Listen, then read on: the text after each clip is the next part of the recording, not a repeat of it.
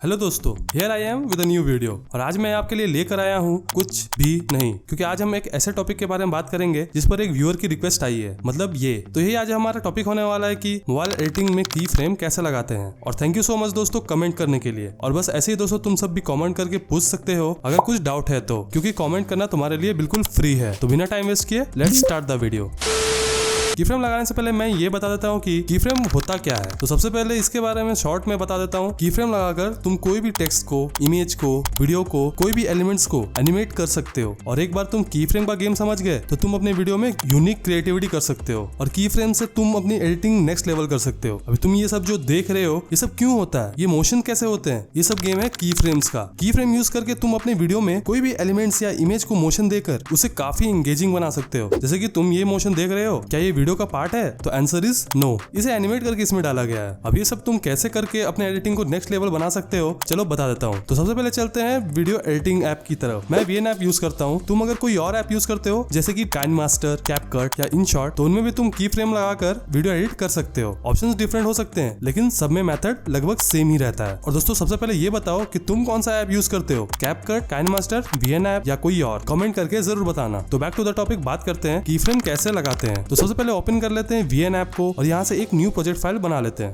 New project file open करने के लिए पहले हमें कुछ बैकग्राउंड सेलेक्ट करने होंगे। तो यहाँ से मैं ये व्हाइट बैकग्राउंड सेलेक्ट कर लेता हूँ और चलो स्टार्ट करते हैं कि की फ्रेम कैसे लगाना है। की फ्रेम लगाने से पहले मैं ये सेलेक्ट कर लेता हूँ मुझे ये वीडियो किसके लिए बनाना है। जैसे मैं यहाँ पर ऊपर ओरिजिनल के ऊपर क्लिक करता हूँ तो यहाँ पर तुम्हें दिखा रहा है फ्रेम रेशियो। इसका मतलब ये है जो तुम वीडियो बनाने वाले हो तुम उसको किस में डालना चाहते हो, उसके हिसाब से अपना बैकग्राउंड सेलेक्ट कर सकते हो। जैसे कि मुझे अगर जैसा है वैसे ही चाहिए तो ओरिजिनल पर रहने देना है। तुम्हें अगर टिकटॉक स्टाइल पर चाहिए तो यहाँ पर क्लिक करोगे तो देखो यहाँ पर बैकग्राउंड चेंज हो गया है। फिर अगर तुम्हें इंस्टाग्राम में स्क्वायर जैसा एडिट करना है तो यहाँ पर मैं क्लिक करूंगा तो ये स्क्वायर जैसा हो गया है। तो इस हिसाब से तुम अपना बैकग्राउंड सेलेक्ट कर सकते हो। तो वैसे ही यहाँ पर अलग अलग और भी ऑप्शंस दिए गए हैं, जैसे यूट्यूब का, इंस्टाग्राम स्टोरी का। तुम्हें अगर 2:3 रखना है तो वो रख सकते हो। तुम्हें अगर 4:3 रखना है तो वो भी रख सकते हो। वैसे अपने हिसाब से तुम्हें अगर बैकग्राउंड का रेशियो चेंज करना है तो तुम यहाँ से चेंज कर सकते हो और अपने हिसाब से रख सकते हो। तो मैं यहाँ पर यूट्यूब सेलेक्ट कर लेता हूँ क्योंकि मैं यूट्यूब के लिए वीडियो बनाता हूँ और इसमें मैं ये दिखाऊंगा यूट्यूब में जो तुम वीडियोस देखते हो उसमें जो एनिमेशन आता है उसमें लोग कैसे की लगाकर वीडियो एडिट करते हैं। की फ्रेम लगाने के लिए सबसे पहले मैं यहाँ पर एक PNG इमेज सेलेक्ट कर लेता हूँ। तो मैंने यहाँ से YouTube का ये PNG इमेज सेलेक्ट कर लिया है। अभी ये YouTube PNG का इमेज यहाँ पर आ गया है। अभी मैं तुम्हें इसमें की फ्रेम लगाकर दिखाता हूँ। तो यहाँ पर हम जैसे YouTube इमेज के टाइमलाइन पर क्लिक करते हैं तो यहाँ पर बहुत सारे तुमको ऑप्शंस दिख रहे होंगे और यहाँ पर एक ऑप्शन है की फ्रेम। तो मैं यहाँ पर इस लाइन को स्टार्टिंग के ऊपर ले जाता हूँ और की फ्रेम पर क्लिक कर देता हूँ। तो यहाँ पर दोस्तों देखो पहला की फ्रेम लग गया है। उसके बाद मैं सिंपली क्या करता हूँ, इसे ड्रैग करके सबसे लास्ट की तरफ चल जाता हूँ और जैसे ही मैं लास्ट की तरफ जाता हूँ तो यहाँ पर की फ्रेम लगाने के लिए YouTube का जो इमेज है उसे थोड़ा सा बड़ा कर देता हूँ। तो जैसे ही मैं थोड़ा सा इसे बड़ा करता हूँ तो यहाँ पर देख सकते हो कि यहाँ पर एक की फ्रेम लग चुका है। दोनों की फ्रेम लग जाने के बाद तुम देख सकते हो ये कुछ इस तरह का एनिमेट हो गया है। ये धीरे धीरे जूम हो रहा है। तो जब भी तुम किसी की वीडियोस देखते हो तो उसमें जो जूम वाला इफेक्ट होता है वो इस तरह से एनिमेट होता है। अब यहाँ पर मैं तुमको एक इंटरेस्टिंग ऑप्शन के बारे में बताता हूँ कि तुम इसके मोशन में और अच्छी तरह से इफेक्ट कैसे डाल सकते हो। तो वो करने के लिए ये लाइन को सबसे पहले मैं लास्ट वाली की फ्रेम पर लेकर आता हूँ और जैसे तुम लास्ट वाली की फ्रेम पर लेके आते हो तो तुम्हें यहाँ पर एक ऑप्शन दिख रहा होगा कर्व का। जैसे तुम उस पर क्लिक करते हो तो तुम्हारे यहाँ पर बहुत सारे ऑप्शन आ जाते हैं। यहाँ पर देखो अलग अलग तरह के ऑप्शन दिए गए हैं। दोस्तों ये सब ऑप्शन क्या है इसके बारे में बताता हूँ। जैसे कि ये पहला ऑप्शन है लाइन। इस पर जब तुम क्लिक करोगे तो इसमें तुम्हें उसी तरह से एनिमेट करके दिखाएगा जैसा तुमने एनिमेट किया है। और अब मैं तुम्हें दिखाता हूँ कि उस एनिमेशन में थोड़ा सा अलग तरह का इफेक्ट लाना है तो वो कैसे ला सकते हो।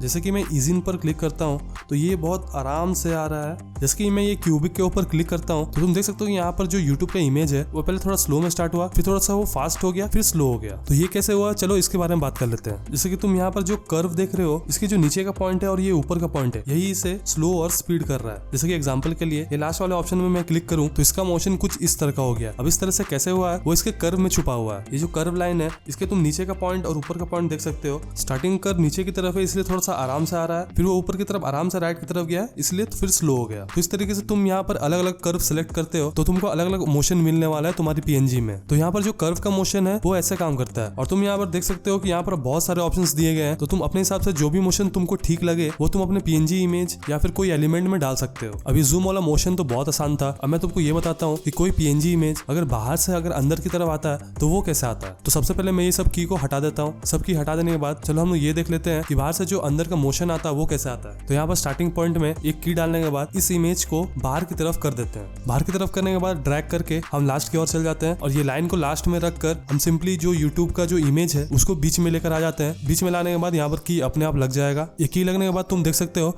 ये कुछ इस तरह से एनिमेट हो गया है। ये आउट से इनकी तरफ एनिमेट हो रहा है। अब इसके बाद दोस्तों मैं ये बता देता हूँ कि ये जो रोटेशन का इफेक्ट आता है ये कैसे आता है। तो उसके लिए सबसे पहले मैं ये पहले की की सबको क्लियर कर देता हूँ। उसके बाद हम स्टार्टिंग पॉइंट में आ जाते हैं, यहाँ पर एक की लगा देते हैं और ये YouTube PNG इमेज को बाहर की ओर कर देते हैं। ये पहला की लग गया है। उसके बाद थोड़े से आगे की ओर चलते हैं, यहाँ पर इस इमेज को और थोड़ा सा आगे लेकर आते हैं, तो यहाँ पर की अपने आप लग गया है। फिर उसके बाद थोड़ी सी और आगे की ओर चलते हैं, फिर यहाँ पर मैं ये इमेज को थोड़ा सा टर्न कर देता हूँ, फिर यहाँ पर और एक की लग गया है। फिर थोड़े से और आगे की ओर चलते हैं, तो यहाँ पर मैं इस इमेज को और थोड़ा सा टर्न कर देता हूँ, यहाँ पर और एक की लग गया है। तो इसी तरीके से टर्न कर करके मैं यहाँ पर की डाल देता हूँ और पूरा टर्न करने के बाद मैं लास्ट की तरफ जाकर थोड़ा सा जूम कर देता हूँ और यहाँ पर मैंने जूम कर दिया और उसका की भी यहाँ पर लग चुका है। अब मैं तुमको ये दिखाता हूँ कि ये की लगाने के बाद मोशंस किस तरह का आएगा। तो तुम यहाँ पर देख सकते हो, पहले ये रोटेट हो रहा है, फिर उसके बाद जूम हो रहा है। तो इस तरीके से तुम अपने मन के हिसाब से कैसे भी एनिमेट कर सकते हो। तुम्हें ज्यादा कुछ नहीं करना है, पहला की डालना है, उसके बाद तुम अपने मन से जैसे एनिमेट करना चाहते हो वैसे तुम की लगाकर कर सकते हो। अब यहाँ पर मैं तुमको और एक मोशन करके दिखा देता हूँ। तो सबसे पहले मैं ये पहले के कीज को क्लियर कर देता हूँ। इन सबको क्लियर करने के बाद फिर से हम स्टार्टिंग पॉइंट में आ जाते हैं। स्टार्टिंग पॉइंट में आने के बाद यहाँ पर एक की लगाकर ये इमेज को हम बाहर की तरफ कर देते हैं। तो यहाँ पर पहला की लग गया, दूसरा की हम जस्ट बगल में सेट करेंगे तो इस इमेज को अंदर की तरफ कर देते हैं। तो यहाँ पर दूसरा की भी लग चुका है। फिर थोड़ा सा आगे करने के बाद उसके बाद में फिर हम टाइमलाइन में लास्ट की ओर चलते हैं। फिर यहाँ पर इमेज को हम बड़ा करके की लगा देते हैं। फिर उसके बाद थोड़ा और आगे की ओर ड्रैग करते हैं और उसके बाद इस इमेज को बाहर की ओर कर देते हैं। ये सब की फ्रेम लगाने के बाद ये मोशन कुछ इस तरह का आ रहा है। तो इसी तरीके से तुम अपने अकॉर्डिंग जैसा तुम चाहो एनिमेट कर सकते हो। तो दोस्तों ये तो हो गया PNG इमेज को एनिमेट करना। अब दोस्तों मैं ये बताऊंगा कि तुम टेक्स्ट को कैसे एनिमेट कर सकते हो। एनिमेट करने के लिए सबसे पहले मैं ये PNG इमेज को डिलीट कर देता हूँ और यहाँ पर क्लिक करके टेक्स्ट को ऐड कर लेता हूँ। यहाँ पर ऊपर की तरफ ऐड है, हेडिंग के ऊपर क्लिक कर देता हूँ। यहाँ पर हमारा टेक्स्ट आ गया है। अभी ये दिख नहीं रहा है क्योंकि ये टेक्स्ट भी व्हाइट कलर में है। तो सबसे पहले इसे हम ब्लैक कर देते हैं। ब्लैक करने के बाद सबसे पहले मैं यहाँ पर कुछ और लिख देता हूँ। तो उसके लिए मैं अपना चैनल का नाम ही लिख देता हूँ। और दोस्तों एक बात मैं ये भी बता देता हूँ कि यहाँ पर तुम की फ्रेम से मोशन तो दे ही रहे हो, साथ ही तुम यहाँ पर मोशन पर क्लिक करके भी मोशन दे सकते हो।